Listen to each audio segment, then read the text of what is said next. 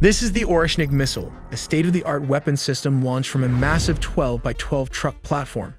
It has been meticulously engineered with multiple stages, enabling it to reach orbit in a few minutes. But what sets it apart from all the rest? Well, this missile can hit hypersonic speed. Once it reaches this altitude, it transitions into a steep dive, accelerating to hypersonic speeds. During its descent, the missile's fairing opens to unveil 6 highly sophisticated warheads. Each warhead is equipped with miniature thrusters at its base. These thrusters enable the warheads to maneuver dynamically even as they fall under the influence of gravity. It can change directions, making it almost impossible for the Patriot missile to hit its target, all in the video ahead. The missile design incorporates 3 distinct stages. The first stage consists of mobile thrusters, which help move the missile, and it is filled with solid fuel. Just above it is the second stage, followed by the third and final stage, which holds 6 warheads, each with their own engine. This design enables the missile to deliver a powerful payload over long distances with remarkable precision, weighing up to 50 tons at launch and carrying the warhead payload of 1.3 tons. The Oрешnik missile has a range of 4,000 to 6,000 kilometers. This is capable of hitting all over Europe.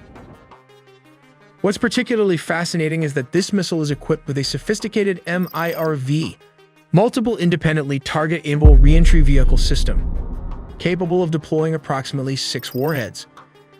These 6 re-entry vehicles are reportedly based on American designs.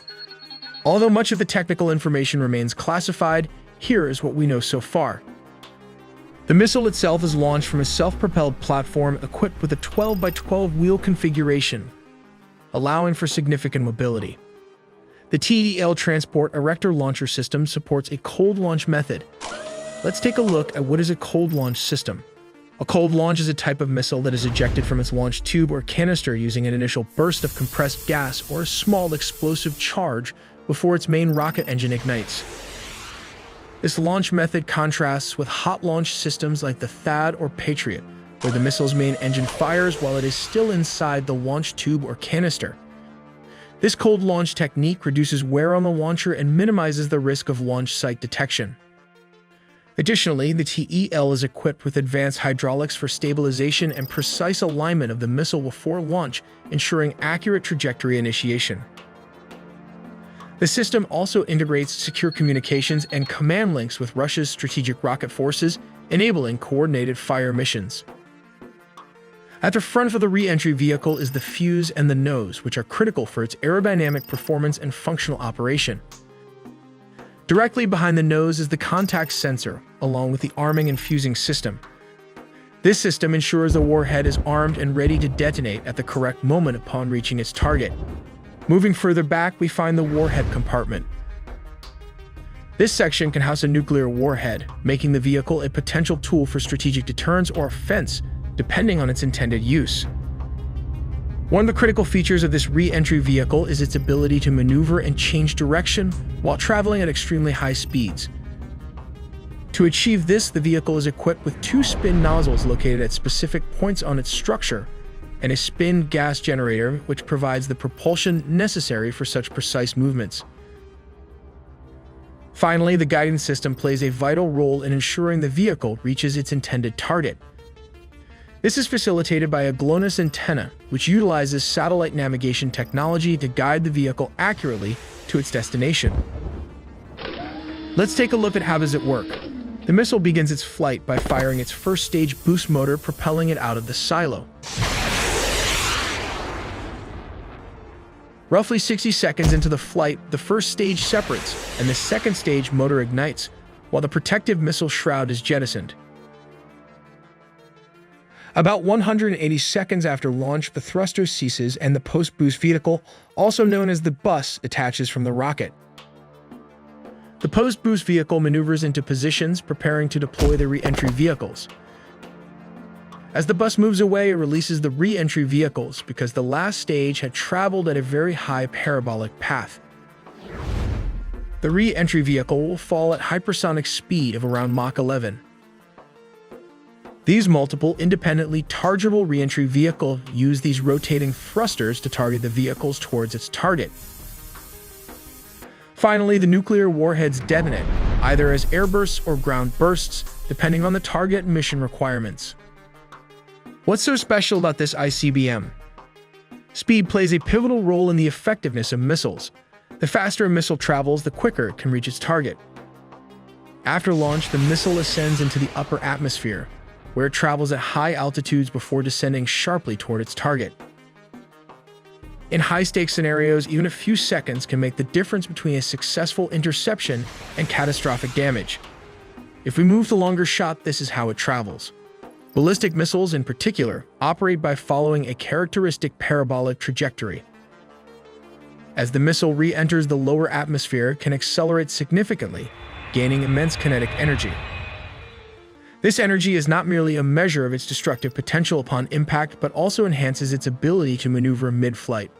Such maneuverability enables the re-entry vehicle to perform evasive actions often likened to a defensive wriggle, to outmaneuver interception attempts. This agility poses a formidable challenge for advanced defense systems, such as Ukraine's US-built Patriot missile, which are designed to detect, track, and neutralize incoming threats at a particular speed. The Patriot will not be able to calculate and hit a missile moving in zigzag directions at hypersonic speed. In short, defense systems must not only react faster, but also anticipate and counter unpredictable movements in real time. This is why this missile is special for the Russian forces. To give you a better idea, let's compare the Iskander with this intercontinental ballistic missile, or ICBM. By examining their trajectories, speed, range, and intended uses, the Iskander missile follows a quasi-ballistic trajectory, lending characteristics of both ballistic and cruise missiles. Unlike a traditional ballistic missile, the Iskander can maneuver mid-flight, unpredictably altering its path to evade missile defense systems. Additionally, it travels at much lower altitudes, which further complicates interception by conventional defenses. In contrast, ballistic missiles follow a high parabolic trajectory that consists of three distinct phases. In the boost phase, the missile powers its ascent. During the mid-course phase, it travels through space in a largely unpowered, gravity-influenced path. And in the terminal phase, it re-enters the atmosphere, descending rapidly toward its target.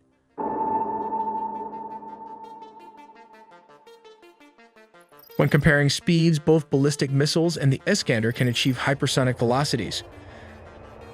Traditional ballistic missiles typically exceed Mach 5, but the Oрешnik ICBM, Putin says it can hit Mach 11 during their re-entry phase, making them difficult to intercept. The Iskander missile is similarly capable of reaching hypersonic speeds, ranging between Mach 5 and Mach 7. The range of these missiles is another key distinction. Intercontinental ballistic missiles, ICBMs, are designed for extreme distances, exceeding 5,500 kilometers, which is about 3,417 miles, making them ideal for global strategic strikes. On the other hand, the Iskander missile is a short-range ballistic missile with a range of 500 to 700 kilometers, which is around 310 to 434 miles. This keeps it firmly within the short-range category and aligns it more closely with battlefield-level operations. Finally, the intended purpose of these missiles highlights their fundamental differences. Ballistic missiles, particularly ICBMs, are strategic weapons designed for long-range, high-impact scenarios. They are often used as a deterrent or for targeting critical infrastructure in a global conflict. In contrast, the Iskander missile is a tactical system optimized for battlefield use. It is specifically designed to strike enemy air defenses, command centers, and other key installations in localized conflicts, making it a versatile and precise tool in regional engagements. As an engineering channel, we also made the secrets behind this stealth bomber, so check this out and do subscribe to not miss a beat.